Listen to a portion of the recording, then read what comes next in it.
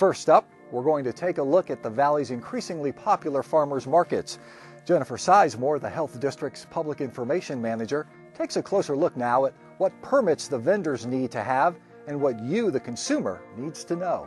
There are a number of agencies that have jurisdiction over farmers markets: business licensing, the Department of Agriculture, city and county departments, and of course, the Southern Nevada Health District. The market's organizer is required to have its own set of event permits, but every single participating vendor also has to have the appropriate licensing and permits. First of all, you'll have an overarching farmers market coordinator permit, which is the organizer of the farmers market applies for a permit, and that covers their infrastructure, which is restrooms, water supply, solid waste disposal, lots of things like that. And then the individual vendors would be a combination of people that have that are certified to produce or to sell their own produce through a certificate from the state. They do not have individual permits with us. They're covered under the general organizer's permit, provided they have they're a certified vendor.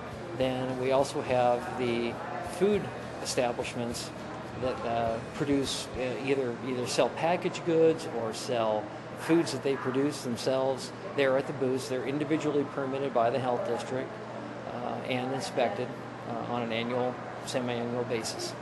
Determining what permits are required can seem complicated. For example, if a vendor is selling fresh, whole apples in bulk, they might only require a state agriculture permit.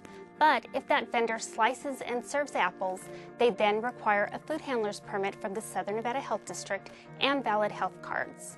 And if they're going to let you sample some of their special salsa, they're also going to need health district permits.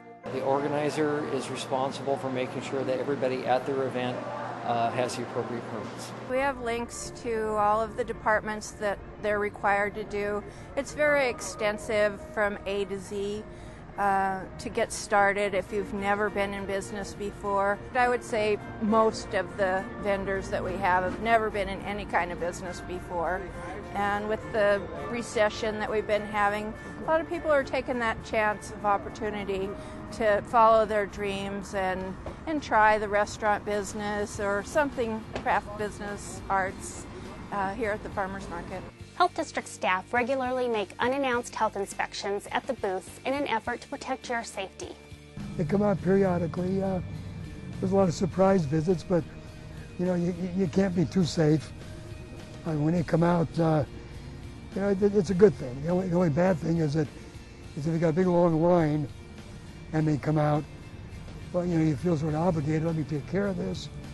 But no, we encourage them to come out. Absolutely encourage them to come out. While you won't necessarily see a grade card on each booth, like those you've come to expect at brick-and-mortar restaurants, all vendors selling edible products must have available their most current health inspection report and a copy of their permits and licensing. Often these are available from the market's operators. They all have them. The wins at the markets are tremendous, usually, so we keep them in a notebook. We have a checklist, and I walk them through it, and each vendor is their own business, so we don't have to, if one person gets closed down for any reason, we've never had anybody get closed down, but if one person should get closed down, they're responsible for their business. Vendor permits from the Health District are valid for all licensed farmers markets in Clark County, usually for a period of 1 year. And speaking of health inspections, there's another issue we want to bring to the attention of food permit holders. Brian?